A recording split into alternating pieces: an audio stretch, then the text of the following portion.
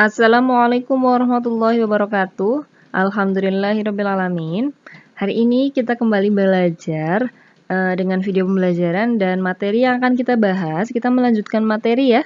Kemarin sudah belajar di tema 4, subtema 1. Sekarang kita melanjutkan ke subtema 2. Nah, belajar apa saja nanti di subtema 2? Kita akan lihat yang pertama akan kita pelajari adalah tentang kegiatan ekonomi di Indonesia. Kegiatan ekonomi di Indonesia ada meliputi 3 hal yang akan kita bahas. Apa saja?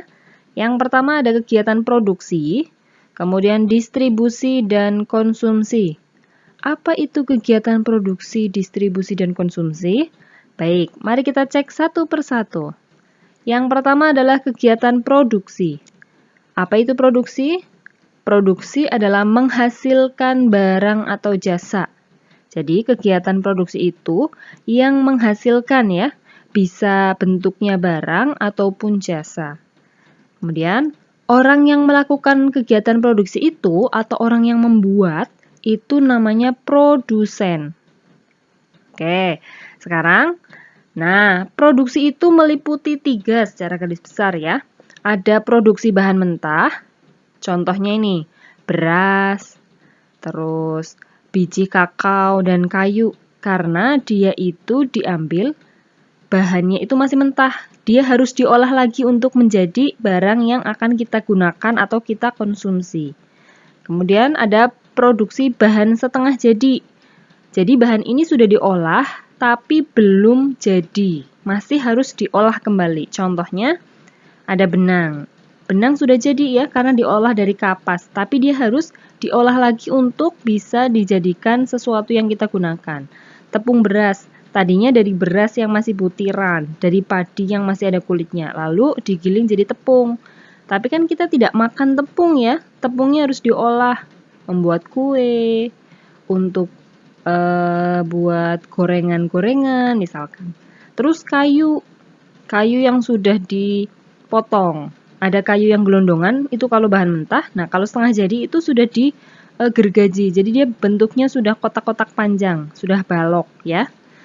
Oke, terus yang terakhir adalah bahan jadi. Nah, kalau bahan jadi ini berarti barangnya itu sudah bisa langsung kita gunakan. Contohnya ada makanan ya. Terus mebel kan dari kayu. Ada lemari juga ya. Nah, mebel itu kursi dan meja bisa langsung kita gunakan. Kursinya bisa kita duduki. Lemari juga bisa langsung kita gunakan untuk menaruh baju kita. Nah, itu dia seputar kegiatan produksi. Kita lanjut ke kegiatan yang kedua yaitu distribusi. Apa itu distribusi? Distribusi adalah menyalurkan atau mengantarkan barang dan jasa, ya. Contoh orang yang melakukan distribusi itu disebut distributor. Nah, kegiatan distribusi ini meliputi 3 hal. Ada yang namanya agen, ada yang pedagang besar atau grosir, dan pedagang eceran.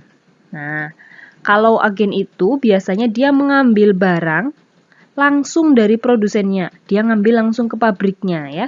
Dia ngambil langsung ke pabriknya. Kemudian kalau pedagang besar, pedagang besar ini dia ambil barangnya, dia beli barangnya dari agen.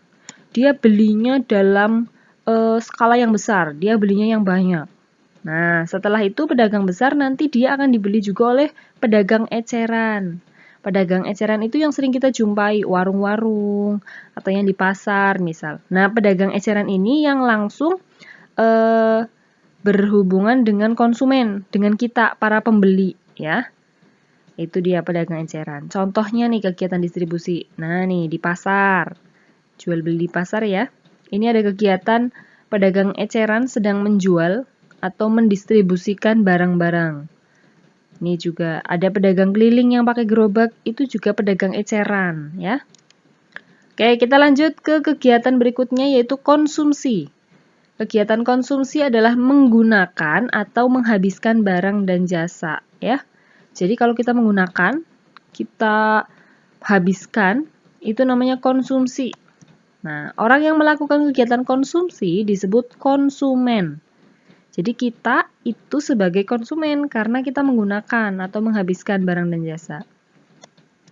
Contohnya ini, Seorang guru sedang menggunakan whiteboard, menggunakan spidolnya. Berarti kan kita menggunakan spidol itu kita sedang mengkonsumsi ya. Terus kita sedang beli di pasar. Kita sedang beli ke tukang sayuran. Kita gunakan sayur-sayuran itu untuk memasak ya. Terus ada juga yang sedang membaca buku. Ini berarti menggunakan ya. Menggunakan buku itu untuk bahan tambahan pengetahuan kita. Terus kita beli BBM juga ya. Itu juga menggunakan atau mengkonsumsi. Nah, itu dia kegiatan produksi, distribusi, dan konsumsi. Oke teman-teman, sekarang kita lihat cara mencintai barang produksi dalam negeri. Gimana sih caranya? Nah nih, ada 7 cara ya. Yang pertama, mengakui dengan bangga saat memakai barang buatan dalam negeri. Yang kedua, memilih barang buatan dalam negeri daripada barang buatan luar negeri. Jadi kalau Indonesia, negara kita sendiri memproduksi, sebaiknya kita pakai barang yang buatan Indonesia. Yang ketiga, memakai barang buatan dalam negeri dalam kehidupan sehari-hari. Seperti sepatu, tas, pakaian ya. Jadi kita nggak usah jauh-jauh mau beli barang buatan luar negeri. Kemudian yang keempat, ikut menjual barang hasil produksi dalam negeri. Kita ikut jual ya. Dan yang kelima, memakai bahan baku yang berasal dari negeri sendiri dalam membuat suatu barang. Yang keenam, memperkenalkan barang buatan dalam negeri ke teman atau relasi dari negara lain yang berkunjung ke Indonesia. Kalau kita punya teman atau sahabat dari negara lain ya, kita ikut memperkenalkan, kita ikut promosikan barang buatan Indonesia ya. Yang ketujuh, mempromosikan barang buatan dalam negeri melalui pameran di luar negeri. Misal kalian suatu saat punya kesempatan kuliah di luar negeri, atau kalian punya kesempatan pergi ke luar negeri ya, tinggal di luar negeri, kalian boleh aja nih ikut pameran untuk memperkenalkan, mempromosikan barang buatan dari Indonesia. Nah, itu cara mencintai barang produksi dalam negeri.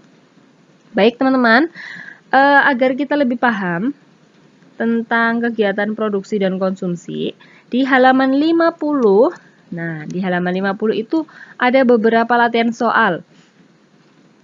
Soal yang pertama latihannya, kita adalah memberi tanda checklist atau centang pada kolom benar, dan kolom S kita kasih tanda silang ya jika salah. Nomor 1, menjual barang termasuk kegiatan produksi, betul apa salah? Salah ya, kalau menjual namanya distribusi. Nomor 2, pelaku kegiatan distribusi disebut distributor. Betul.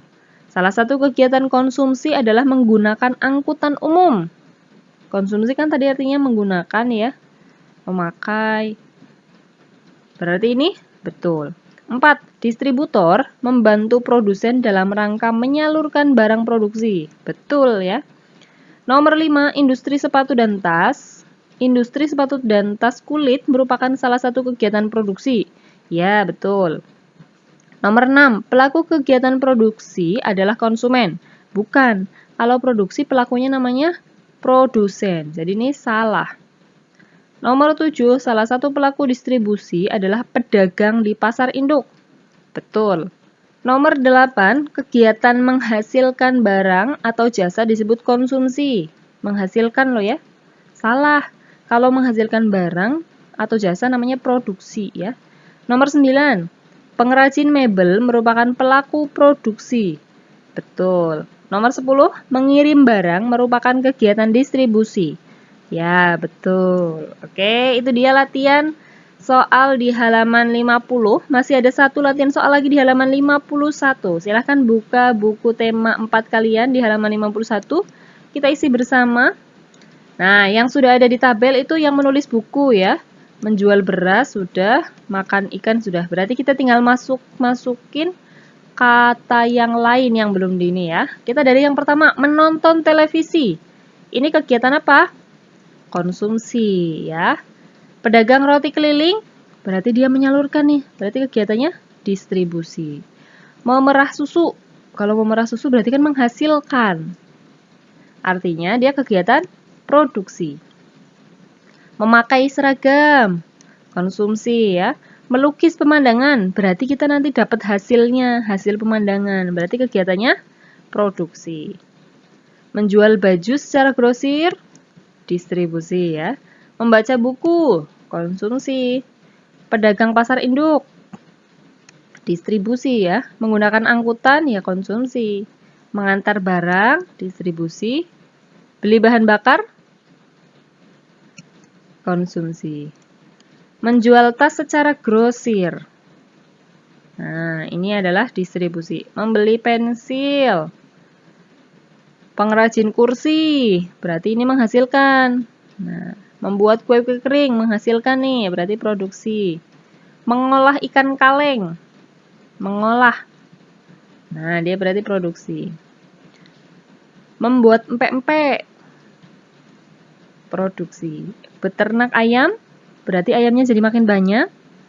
Nah, produksi. Minum obat, ini konsumsi ya. Menjahit pakaian, produksi. Menjual kosmetik, ini menyalurkan, berarti distribusi. Berdagang sembako, distribusi ya. Menjual makanan, distribusi juga. Membeli pakaian, berarti konsumsi. Menanam padi, kita akan dapat hasilnya padinya, berarti produksi. Menjual kambing dan sapi adalah distribusi, dan membeli kulkas yang terakhir adalah konsumsi. Nah, itu dia teman-teman, latihan soal di halaman 50. Mudah-mudahan kalian jadi makin paham perbedaan antara produksi, distribusi, dan konsumsi.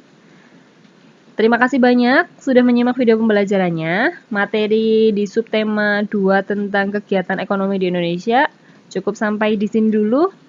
Terima kasih banyak. Mohon maaf apabila banyak kekurangan. Billahi taufik wal hidayah. Wassalamualaikum warahmatullahi wabarakatuh.